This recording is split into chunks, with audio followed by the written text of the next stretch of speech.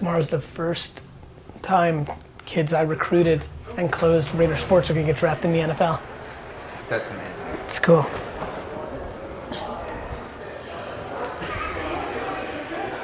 You caught that scene? I'm gonna wear this for like a month and people are gonna be like, do you know where he picked that up?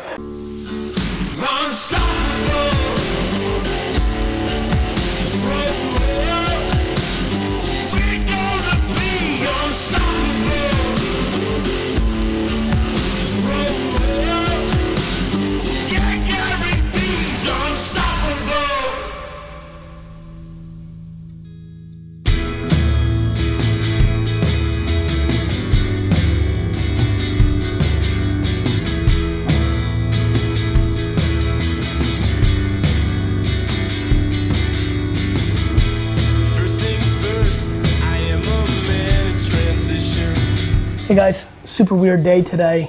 Not a lot of content because I was in an offsite for like 5 or 6 hours, super interesting. Hanging out with a bunch of very, very smart people. You know, some of the things that suck about this blog is I'm not able to give you everything, but hope you guys are super well. I'm really fucking zoned in right now. I'm like in it. Obviously you guys can tell by the vlog. This is the first time I've spent like a month straight, Ty. Show Tyler's hat, that would probably be the best.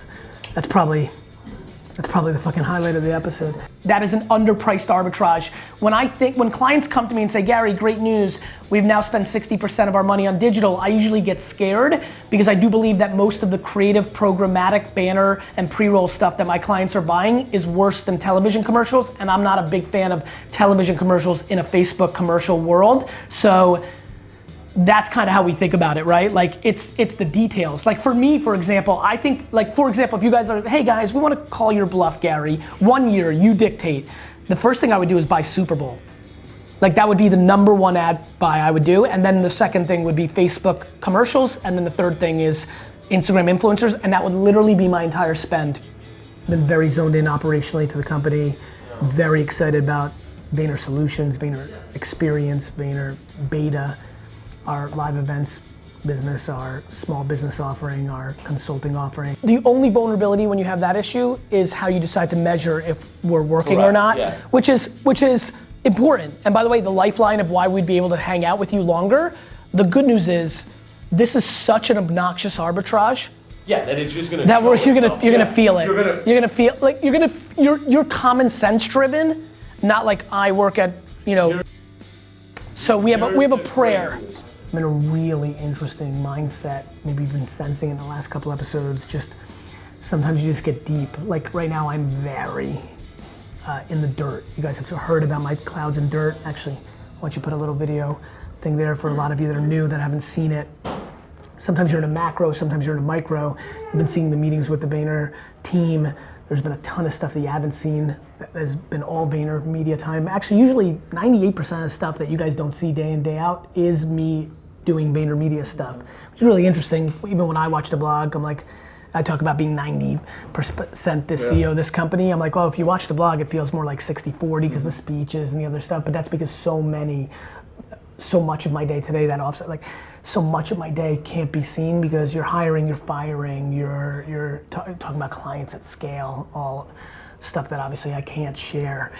You're strategizing. I obviously put out my best strategies to the world, and so I'm not stopping you from that, right? You'll see highlights of the Pure Wow meeting. A couple things that I wanted to talk about with the team, and where I think we can help, and then we've got to, and AKA you got to make some decisions.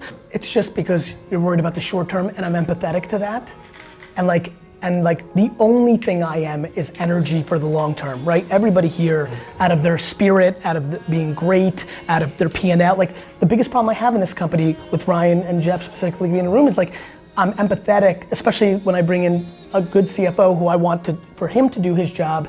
But the only thing we're doing here is I want Pure Wow to be #1 and like the end. Like, if you told me right now out of your mouth, our traffic would go down 25% if we focused on this, I would approve it before you finished your sentence. I mean it. You have to understand, there's a fundamental reason I bought this company. There's a fundamental reason I have the career that I have. If you're gonna live to be in 2020, you might as well play to be in 2020. We're good enough. This is what's so amazing about you guys. this is the other reason I bought you. Forget about what I bring to the table. You guys are so good at getting to 2020 because that's what you guys have done. You've built this from scratch as a team and have always overbatted. When you can oversell your reality, but then build to the new reality, that's how you get big, right? So like, that's why we're doing this. Because it's the singular most important thing. It's really cool, right? I think it's really interesting and important for everybody to realize, like the motivational quotes on Instagram. Why don't you throw a bunch up right here, right now? The motivational quotes on Instagram, the highlights, the fancy people that I interview on the Ask GaryVee show. Why don't you cut in? Did you realize that was a unicorn? That was a unicorn. I didn't expect any song to be as big as all of me. Happiness is a byproduct, not an actual destination. You have a camera, like don't overthink the quality. Like I want you to do the work. I like the producing I'm doing here.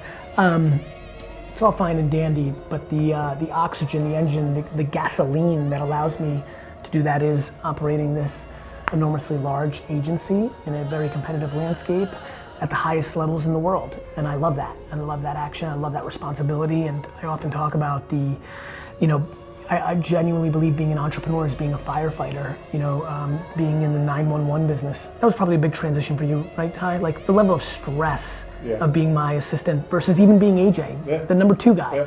Yeah. Just a quantum leap, right? Mm-hmm. I was just thinking about it today. Like just, it's all like just appeasing. Eating shit. Yeah. Eating shit at scale.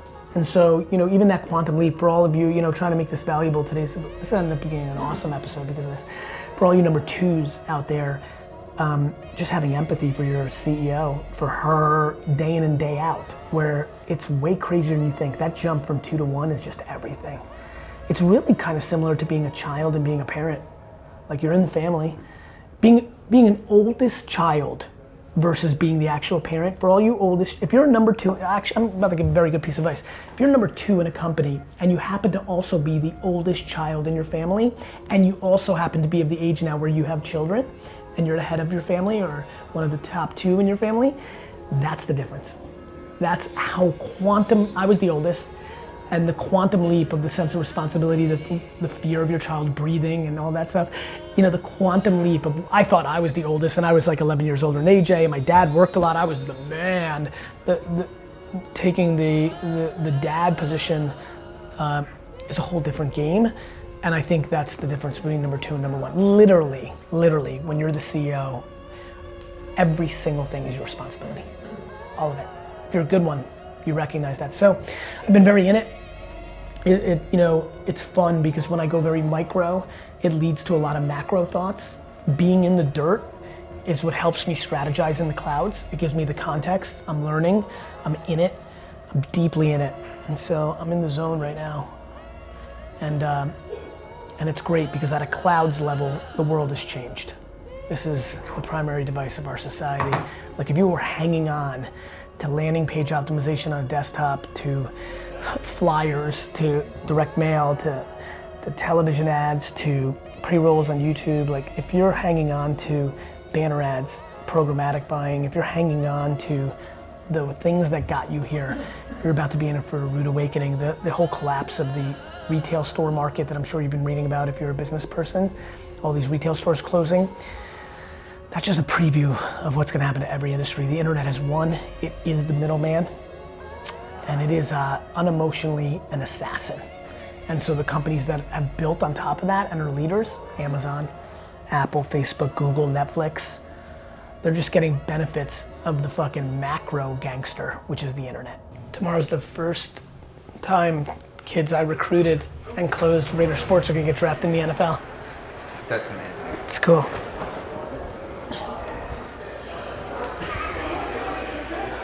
You caught that scene? I'm gonna wear this for like a month and people are gonna be like, do you know where he picked that up? Yeah. And underestimate it at your own peril. I'm not underestimating it. I'm riding that big fucking wave all the way to 7 Super Bowls. Big day tomorrow, NFL draft, should be a fun episode. I'll see you later.